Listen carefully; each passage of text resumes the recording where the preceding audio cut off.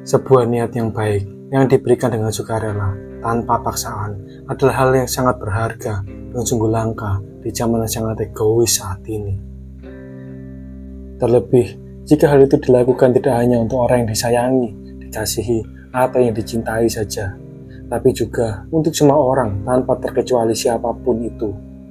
Namun, kesukarelaan yang didorong oleh hasrat yang berlebihan, bahkan memberikan lebih dari kewajaran, itu bukanlah hal yang normal, atau lebih tepatnya, itu bukanlah sesuatu yang natural. Sebuah segel dengan beberapa titik sudut yang mengunci sisi ketakutan, sisi kecurigaan, sakit hati, sekat sosial, serta gambar diri. Bahkan mungkin juga masih sangat banyak lagi titik-titik yang lain yang jauh terkubur di dalam kedalaman diri seseorang. Semua hal itu bisa menjadi pemicu dari keabnormalan ukuran dari sebuah niat. Bagi Simon, bertahun-tahun hidup dengan hati yang penuh dengan kuncian ini, tanpa bisa bebas menjadi diri sendiri, dunia terasa menjadi begitu hening, seperti tidak pernah ada hal yang bernama irama yang indah di dunia ini. Dunia ini juga terasa sungguh hambar, seperti tidak pernah ada aroma apapun yang melintas menggelitik selera di depan hidungnya. Dunia ini juga terasa membosankan, seakan seperti mata yang hanya mampu melihat segala sesuatu secara hitam dan putih. Di suatu waktu dalam laju hidupnya, untuk sesaat dan pertama kalinya, Simon akhirnya menemukan sebuah harapan yang memberikannya secercah perasaan bebas. Tapi ternyata harapan itu tidak seperti yang ia sangkakan. Ia justru masuk dalam lingkup ikatan yang berasal dari suatu entitas dari alam yang lain, yang dengan semena-mena memaksanya untuk tunduk dalam dominasinya, sama seperti seorang bos yang merasa memiliki seluruh kehidupan karyawannya. Apakah entitas itu mengancam keselamatan nyawa Simon? Sepertinya tidak untuk saat ini. Tapi apakah Simon bisa segera keluar dari alam yang terus-menerus mengurung dirinya sekarang? Itu belum ada yang tahu jawabnya. Tapi Simon tahu pasti ada sesuatu yang diinginkan oleh arwah itu dari dirinya. Maka Simon terus berusaha keras agar ia tidak lengah dan isi kepalanya tidak kosong, serta agar isi hatinya juga tidak digetarkan oleh energi kebaikan tolol yang akan mudah saja mengabulkan apapun yang orang lain minta darinya, seperti kebiasaan lamanya. Ia harus berhati-hati menghadapi apapun jenis permintaan dari roh itu nanti. Dan roh yang dimaksud adalah Axel, arwah berukuran sangat kecil yang mencengkeramnya sejak dari cerita yang sebelumnya. Axel semasa hidupnya adalah seorang yang tampak begitu melekat sekali dengan pacarnya, entah karena benar-benar bahagia dan juga rela, atau karena tekanan Simon masih berusaha untuk menerkanya. Walau terkesan seperti negative thinking, tapi tentu Simon harus berantisipasi karena dibully orang yang selalu menjadi korban bully, atau dalam kasus lain berada di dalam cengkeraman kekuasaan orang yang sebelumnya selalu menderita karena tekanan. Ini adalah sebuah situasi yang sangat mengerikan. Ia bisa saja menjadi sebuah objek pelampiasan. Namun, Simon mencoba untuk percaya bahwa ada suatu maksud yang menahan Axel agar tidak melakukan sesuatu yang berbahaya pada dirinya hingga saat ini. Simon hanya berharap situasi serta nuansa kebersamaan yang Axel berikan untuk menenangkannya saat ini cepat berakhir, dan ia bisa kembali ke dunia nyata dengan segera. Karena pikirnya, sesuai dengan pengalaman yang pernah ada, terlalu lama berada dalam satu misi proyek, atau dalam satu ruangan, atau dalam satu tempat yang sama terus-menerus, akan ada sesuatu yang saling berpindah dari antara dua insan. Singkatnya, akan ada sesuatu yang akan menular dan saling mempengaruhi. Dan yang paling ditakutkan, selain habit dan sifat yang paling tidak mungkin akan menulari Simon, yaitu adalah status eksistensinya di alam semesta ini. Apakah Simon akan tetap eksis sebagai insan manusia, atau ia akan segera eksis sebagai entitas yang lain? Sama seperti Axel, si arwah kecil. Menyambung dari jurnal yang sebelumnya, saat Simon sudah masuk ke dalam sebuah visual yang dibagikan oleh arwah Axel di dalam ruang dimensinya, Simon saat ini sedang berada di dalam kamar Axel.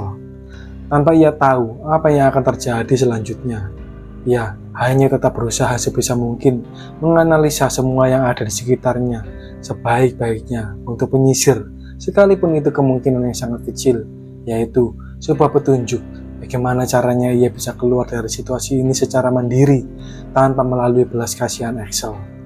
Karena ia berharap agar bisa mencuranginya Di dalam sebuah permainan yang dipaksakan secara sepihak, akhirnya Simon mau tidak mau juga ikut untuk memainkan permainan yang penuh dengan teka-teki yang berisiko ini.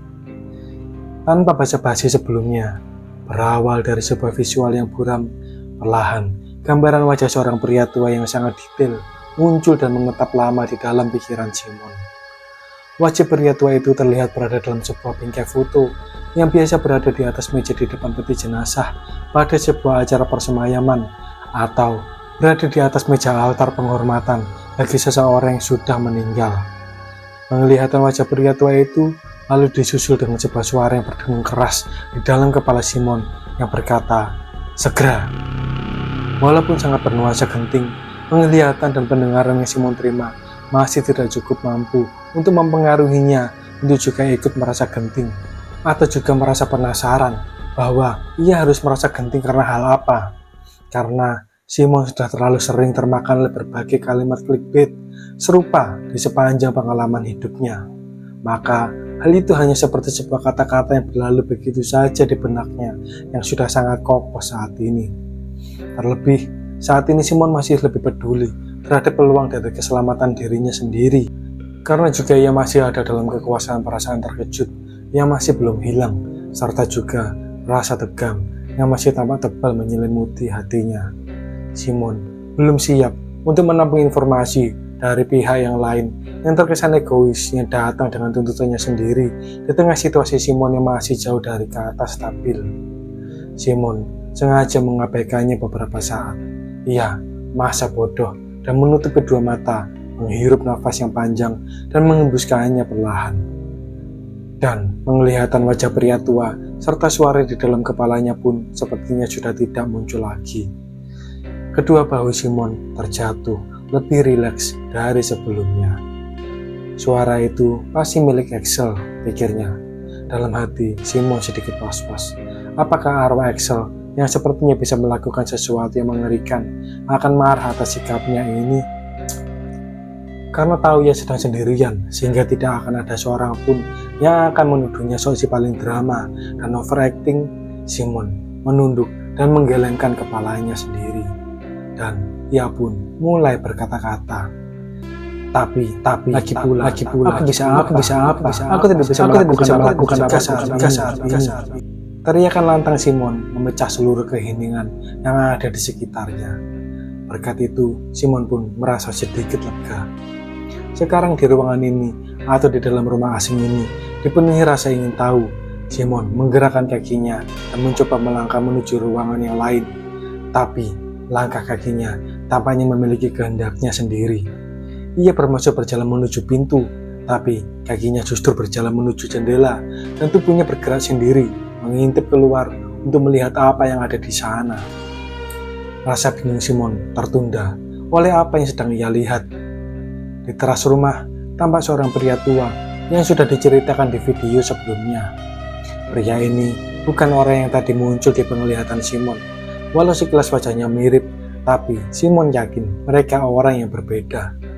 Tentu saja, karena pria tua yang dilihatkan pada Simon tadi sepertinya sudah lama mati. Apakah mereka bersaudara? Simon hanya bisa menduganya seperti itu. Pria tua ini terlihat mengenakan celana berbahan sangat tipis dengan potongan yang sangat pendek, dekat sekali dengan alat kelaminnya.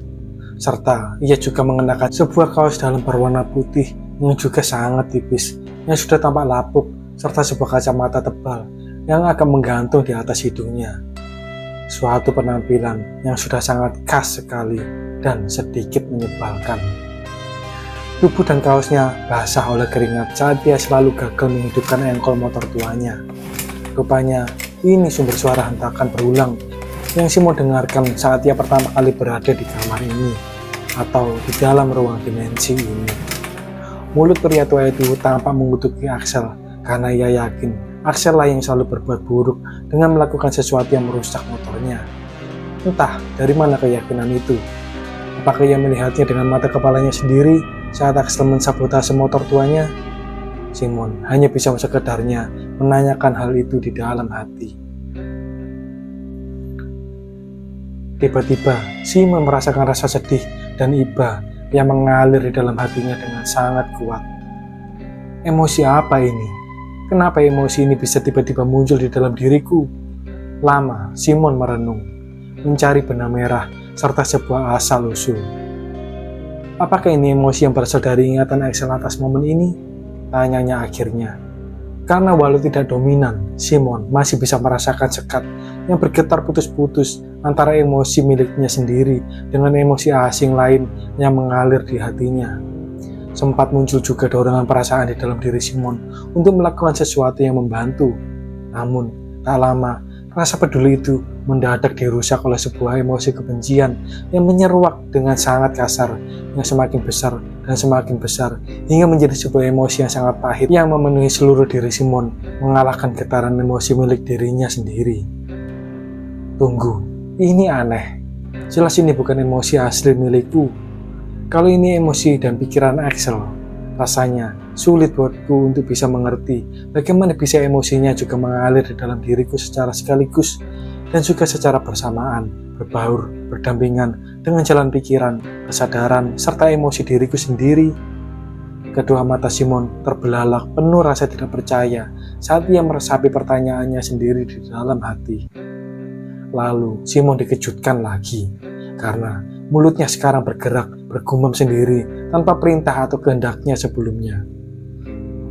Masih saja pagi-pagi sudah ribut, ucap bibir Simon, mengomentari pria tua itu yang sepertinya kalau dilihat-lihat dari situasinya adalah papa dari Axel. Secara refleks, Simon menekap mulutnya sendiri.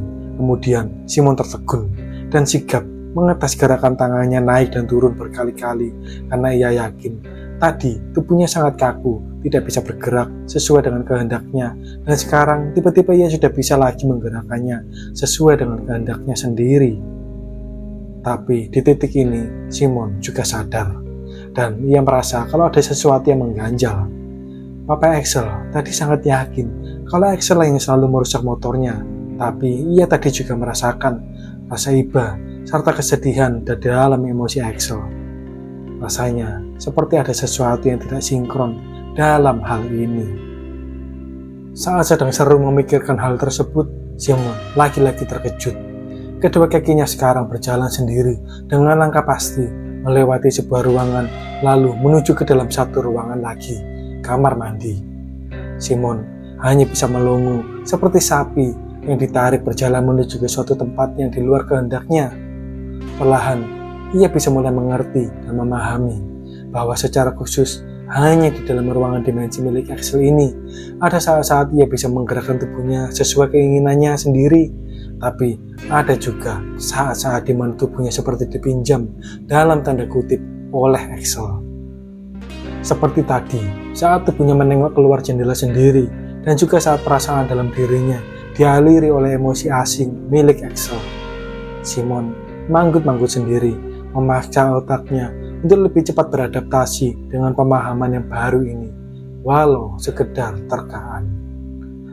Masih dalam mode analisa yang beraroma insecure, dalam perjalanannya menuju kamar mandi, satu kesan yang Simon rasakan dari keseluruhan rumah kecil ini, yaitu lembab. Tempat ini begitu lembab dan berudara pengap khas sebuah bangunan yang sudah sangat tua. Rumah ini penuh dengan perabot kayu yang sudah berusia puluhan tahun, yang berjajar padat, serta berbagai rupa-rupa barang yang saling bertumbukan tumpang dan tindih. Di samping kusen pintu kamar mandi, Simon sempat melihat dua dus kopi saset saling bertumpuk, yang bagian paling bawahnya tampak basah, sedikit melayot, berlapis rontokan pasir yang terjatuh dari tembok yang sudah keropos berlubang. Saat ini, Simon bisa menggelengkan kepalanya sesuai kehendaknya sendiri sebagai reaksi setelah melihat kondisi buruk rumah ini di tengah langkah kakinya yang berjalan sendiri dalam kontrol Axel. Di tingkat keterangan rumah yang hampir gelap ini, bau harum menyengat dari dupa atau hiu hampir ia kira sebagai satu-satunya hal yang paling bisa menghibur salah satu panca inderanya. Karena ternyata aroma masakan yang menggugah selera baru saja keluar dari arah dapur. Seorang wanita tua yang pasti adalah Mama Axel tampaknya sedang menikmati rutinitas paginya saat ini, yakni ia memasak makanan untuk satu keluarga sambil ditemani alunan lagu-lagu populer dari era keemasan jauh di masa mudanya yang berasal dari sebuah tape kaset pita yang terlihat sudah sangat tua serta penuh dengan goresan yang memburamkan. Dari jauh, Simon memperhatikan Mama Axel mengenakan celemek lusuhnya yang pola serta coraknya sudah memudar. Di dapur itu, Mama tidak hanya bersedia memasak satu jenis makanan saja, tapi ia dengan tampak bahagia, mau dan bersedia memasak beberapa jenis makanan yang masing-masing khusus disukai tersendiri oleh Papa dan Axel. Karena mereka berdua sering mempunyai kesukaan makanan yang berbeda. Simon menghela nafas panjang sambil tersenyum merasakan rasa ngilu yang tiba-tiba menusuk di dalam dadanya, menyaksikan kehangatan yang terpancar dari sosok seorang ibu yang terlihat di depan matanya saat ini. Tapi kedua bibirnya tetap terus tersenyum. Sebelum Simon melanjutkan langkahnya, ada satu sudut di ruang tengah yang suasananya sangat menekan dengan perasaan yang sangat tidak nyaman, yang mampu membuat Simon tanpa terasa menelan ludah di tenggorokannya sendiri. Simon tidak tahu apa sebabnya, tapi yang pasti insting yang berasal dari Axel mencegah untuk mendekatinya. Dan wajah pria tua dari penglihatan sebelumnya sekelebat muncul kembali. Jadi, apakah ini berhubungan energi jahat yang sangat menekanku saat ini dengan pria tua di penglihatanku tadi? Tanya Simon penuh rasa ingin tahu kepada Axel yang ia yakin dapat membaca isi pikirannya. Tapi tidak ada suara apapun yang muncul untuk menjawabnya. Hening. Axel seperti tidak terasa tanda-tanda keberadaannya. Tadi instingnya melarang agar Simon tidak mendekati sumber energi yang sekarang terasa seperti semakin kuat, menyelisip dan meremas bagian dalam dada Simon untuk menyuntikkan sebuah perasaan yang kejut. Bagaimana mungkin dia bisa mendekatinya? Saat ini, justru energi itulah yang sepertinya datang merayapi Simon, menyerap sedikit demi sedikit seluruh nyali dalam dirinya. Seluruh tubuh Simon terasa begitu berat, seperti saat sedang berada di dalam kedalaman air. Tubuhnya yang tadinya menyamping menuju kamar mandi, kini perlahan-lahan memutar menghadap sumber energi busuk itu sebagai sebuah persiapan yang diperintahkan oleh insting dasar manusia untuk mempertahankan diri. Walau mungkin nanti Simon hanya mampu untuk mengangkat kedua tangan rapuhnya untuk melindungi dirinya dari apapun yang sepertinya akan segera menerkamnya saat ini.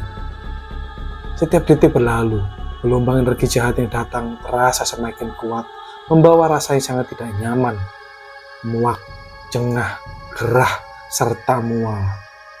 Simon menyadari perubahan volume energi di otot-otot tubuhnya semakin menyusut, berkurang dan berkurang, seperti saat gejala demam biasa datang menyerang.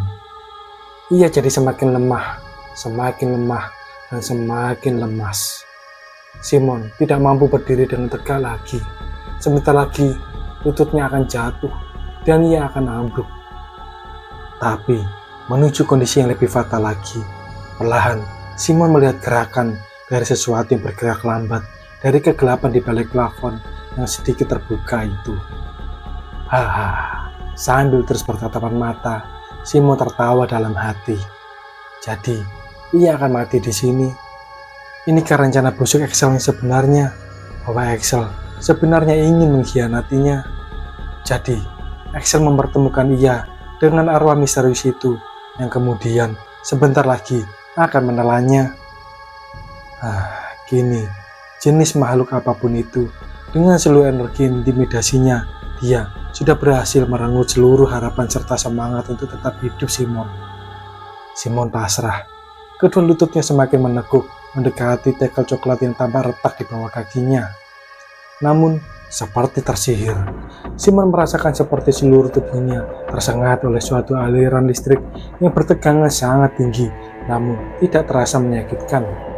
Dan seluruh suasana buruk yang sedang membungkusnya dengan tekanan supernatural yang sangat kuat dalam sekejap membuyar. Dan kedua mata makhluk atau roh itu juga tidak terlihat lagi. Axel, akhirnya aku melakukan sesuatu juga.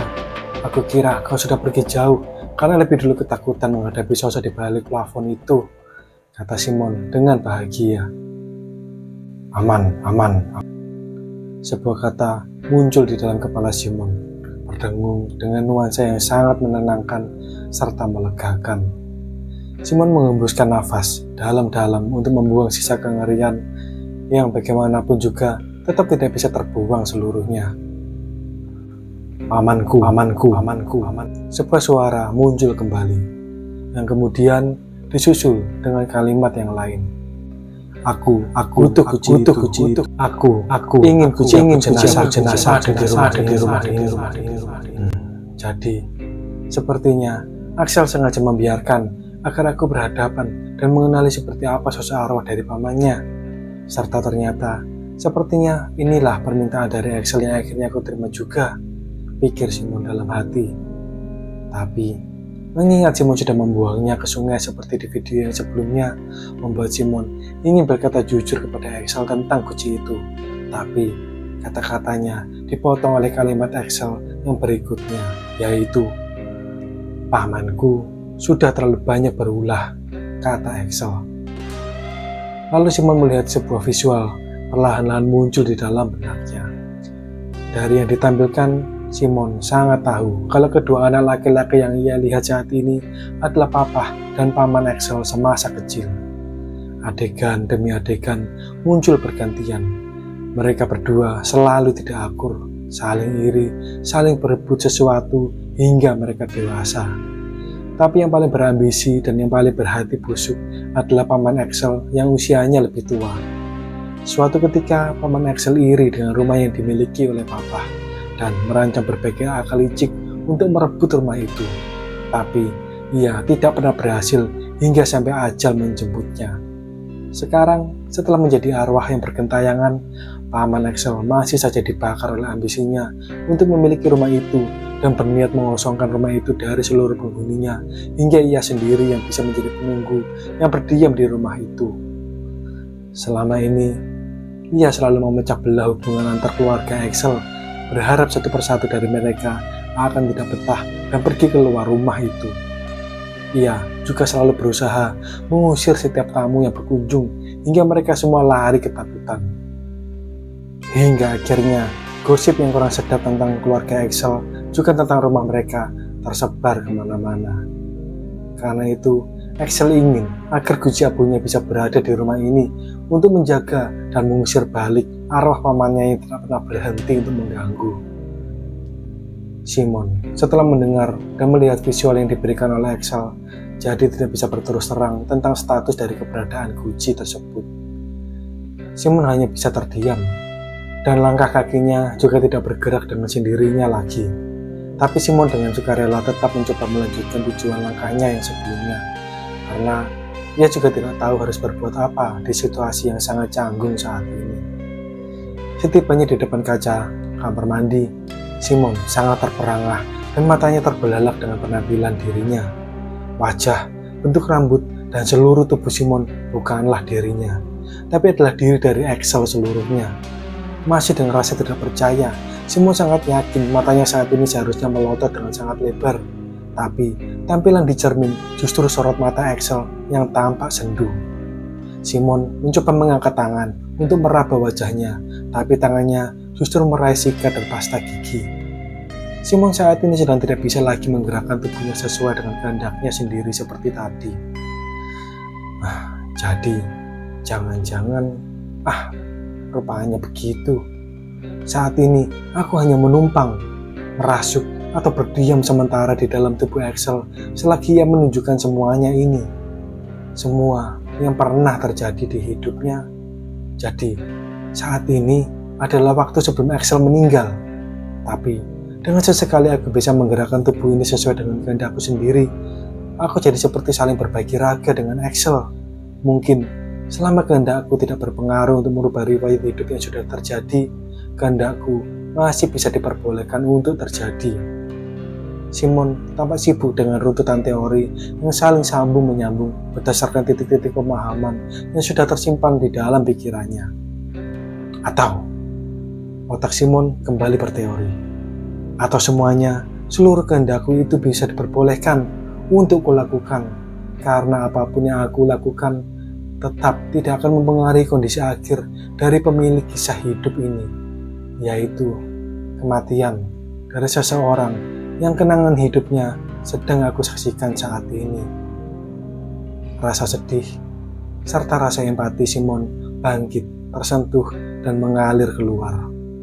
Perasaan duka yang kuat sekonyong-konyong menguasai hati Simon. Ditambah emosi yang dimiliki oleh Axel yang merespon kesedihan Simon terhadap kisah hidupnya. Fusion dari dua emosi, dari dua insan yang sama-sama mengalir dalam satu raga yang sama ini membuat Simon sangat tenggelam berkali-kali lipat lebih dalam perasaan dukanya. Simon mendadak meringkuk di atas lantai, tangannya memukul-mukul tackle yang basah hingga membuat banyak cipratan, dan ia menangis terseduh-seduh hingga hampir terdengar seperti sedang meraung-raung. Dan ini real, natural, tanpa ada niat dari Simon untuk merasakan bagaimana rasanya menjadi orang yang si paling drama saat ini. Setelah beberapa saat, Simon pun kembali tersadar dan Axel merasa bersimpati. Karena sebuah rasa solidaritas yang begitu erat seperti ini tidak pernah Axel rasakan sebelumnya.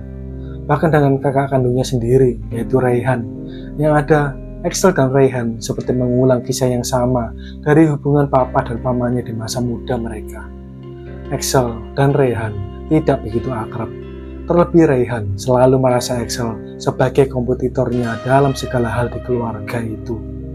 Dan dengan sifatnya ini, Rayhan justru secara tidak langsung ikut membantu kekacauan yang selalu diciptakan oleh arwah pamannya di rumah itu.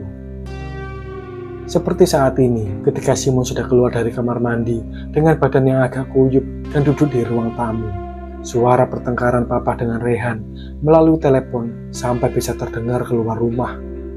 Saat ini, papa baru menyadari kalau selama ini Rayhan terus-menerus membohonginya tentang keburukan-keburukan sifat Axel. Sebenarnya bukan tentang fitnah kepada Axel yang membuat papa sangat marah, tapi tentang kebohongan yang selama bertahun-tahun diterimanya dari Rayhan. Karena papa adalah seorang yang kaku, yang selalu berusaha menjaga wibawanya, minimal di hadapan anak-anak serta istrinya. Maka satu kebohongan saja tidak akan bisa ditolerir, apalagi sebuah kebohongan yang terus terjadi berulang-ulang dalam kurun waktu yang sangat lama. Dan selagi pertengkaran itu terus berlangsung, ada hawa energi busuk yang memancar deras dari lubang di atas plafon. Arwah paman tampaknya sangat menikmati suasana pertengkaran ini.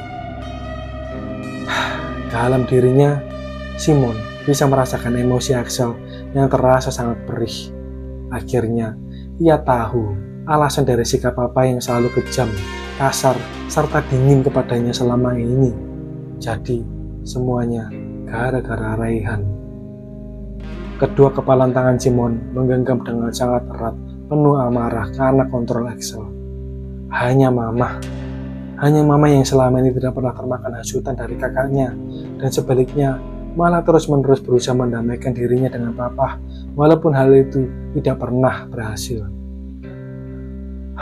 Di atas, arwah paman membuat suara gemeleduk di balik plafon saat ia sepertinya merangkak dengan sangat cepat untuk berpindah ke area plafon yang berada tepat di atas mamah yang sedang mengintip mendengarkan dari pintu dapur. Melalui lubang yang lebih kecil, sepasang mata jahat paman tampaknya menikmati reaksi sedih yang terlihat di raut wajah mamah. Tidak ada yang menyangka waktu itu kalau ternyata ada satu arwah yang menghuni ruang gelap di atas atap rumah itu. Bahkan setiap kali suara langkah tangan paman membuat suara yang gaduh, mereka semua hanya mengira kalau itu adalah suara tikus yang bersarang di atas sana. Suara bantingan yang keras terdengar. Papa membanting HP-nya karena Rayhan mengakhiri teleponnya dengan menyebut nama salah satu hewan yang biasanya menjadi peliharaan yang lucu menggemaskan di rumah-rumah. Tapi setelah itu tidak pernah terduga oleh siapapun kalau papa akan perlahan berjalan dengan lemah serta gontai menuju ruang tamu dan memeluk tubuh Simon atau tubuh Axel, lalu menangis terseduh-seduh. Papa tampak sangat menyesali sikapnya kepada Axel selama ini, hasil dari kebohongan Rayhan. Tangis mama juga ikut pecah, tapi tidak ada rasa kelegaan terasa di sana. Dan tampaknya arwah paman juga bingung melihat situasi ini. Baik mama, juga arwah paman sama-sama tidak merasakan kemenangan. Karena situasi di keluarga ini sekarang sebenarnya sama sekali tidak berubah. Kini, papa memang sudah baikan dengan Axel, tapi sebagai gantinya, Papa yang sekarang bermusuhan dengan Rehan. Situasi ambigu ini tidak akan terjadi kalau saja Rehan siang ini tidak menelepon papanya untuk menyirami persepsi papa yang sudah tumbuh subur ke arah yang diharapkannya di atas kebohongan yang sudah ditanamnya sejak lama. Di telepon, Rehan bercerita kalau Axel pernah telepon kepadanya dan mengeluh tentang papa. Dan untuk pertama kalinya, papa tanpa disangka lugas saja menanyakan kapan hal itu terjadi. Begitu Rehan menyebutkan hari dan jam, papa langsung menyangkalnya. Karena waktu itu, menit itu, Axel justru sedang bersama papa dan mama. Karena motor tua papa mogok lagi. Saat ia berboncengan dan ia terpaksa memanggil Axel yang sedang bekerja untuk datang membantu mendorong motornya. Dan ya, akhirnya situasi inilah yang terjadi. Rehan sendiri sudah lama tidak tinggal di rumah ini. Ia memilih keluar rumah dan tinggal sendiri di sebuah apartemen bersama pacarnya, walau mereka berdua belum resmi menikah sejak 2 tahun yang lalu. Alasannya, karena rumah itu sudah sangat tidak sehat, lembab, dan ia sering bangun tidur dengan beberapa bagian kulit di tubuhnya lebam biru-biru, dengan banyak karat gelang berceceran di dekat tubuhnya. Semua anggota keluarga tidak ada yang mengaku saat ditanya, karena memanglah bukan mereka yang melakukannya. Hingga Rehan akhirnya kehilangan kesabaran dan memutuskan meninggalkan rumah. Saat itu, satu target paman sudah berhasil terlaksana.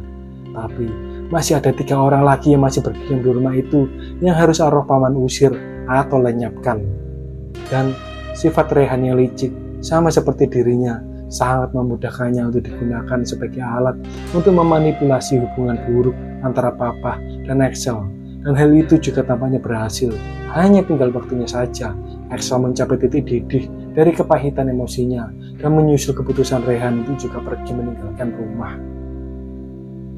Dalam situasi Axel, setiap subuh ketika hari masih gelap, sebelum benar-benar terbangun, Axel selalu mendengar seperti bisikan perlahan dari ruang sebelah, suara obrolan mirip papa dan mama yang terus-menerus membicarakan keburukannya, seakan-akan mereka berdua sangat membenci Axel anaknya itu. Dan Axel polos saja mengira obrolan itu nyata, benar-benar terjadi antara sosok papa dengan sosok mama. Dari situ, Axel semakin yakin kalau papa tidak pernah menyayangi, bahkan malah membencinya.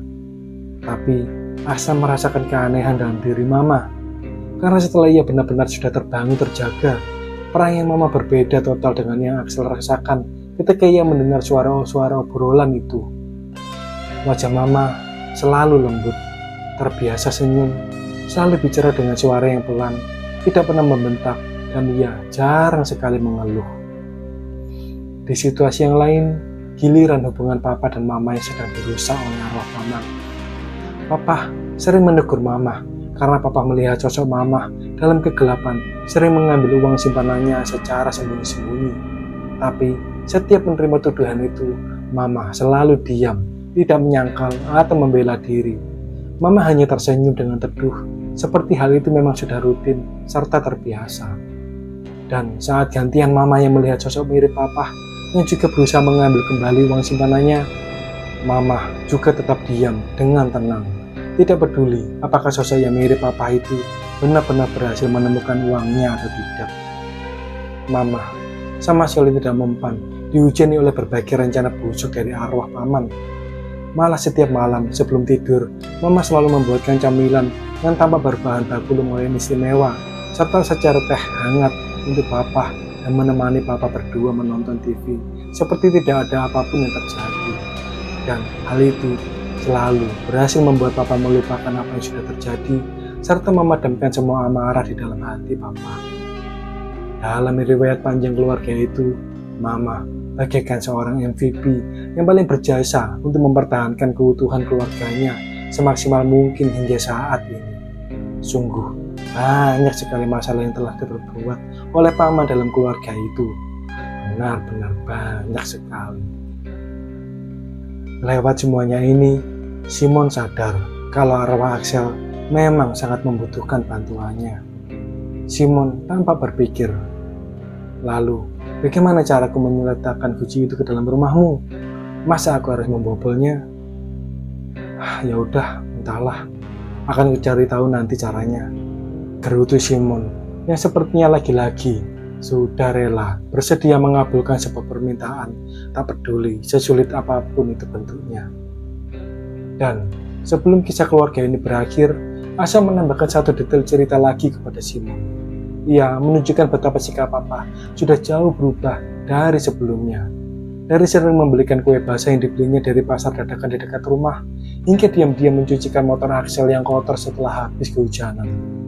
Kata-kata papa kini selalu lembut dan wajahnya selalu dipenuhi senyuman. Setiap kali Axel baru pulang dari bekerja atau baru keluar dari kamar setelah bangun tidur di pagi hari, yang seringkali malah membuat Axel terkejut. Mungkin papa berharap ia bisa menebus semua kesalahannya serta pemikiran buruknya kepada Axel selama ini, selagi ia masih memiliki waktu untuk melakukannya di usianya kini yang sudah tidak muda lagi. Satu persatu sakit hati Axel pun gugur, dan ia akhirnya juga menyesali respon serta sikap buruknya kepada papa selama ini. Terutama rasa puasnya setiap kali mendengar dan melihat papa selalu menderita di pagi hari ketika kesulitan berusaha menghidupkan motor tuanya. Dalam hati Axel pun muncul keinginan untuk membelikan papa sebuah motor yang baru, serta juga sebuah mesin cuci satu tabung yang bisa mencuci jumlah yang lebih banyak, walau dengan jumlah air yang lebih sedikit, spesial untuk mama. Selama ini, Axel memang selalu menyisihkan gajinya, karena ia berencana akan menggunakannya untuk menutup biaya pernikahannya dengan Feli pacarnya, jika nanti suatu saat ajakan itu tidak bisa untuk dihindari lagi. Tapi kini, ia ingin lebih dulu mendahulukan kebutuhan papa mamanya. Dan itu adalah sebuah keputusan yang mampu menciptakan kebahagiaan serta ketenangan di hati Axel. Kini, hari-hari Axel lebih banyak dihiasi oleh senyuman serta keceriaan yang bersumber dari suasana harmonis yang ia rasakan di rumah. Tinggal 5 bulan lagi, ia harus menabung sebelum jumlahnya cukup dan ia bisa mewujudkan semua keinginan hatinya itu. Ini adalah pesan terakhir yang tampaknya Axel ingin tunjukkan pada Simon tentang kondisi hubungannya dengan papa.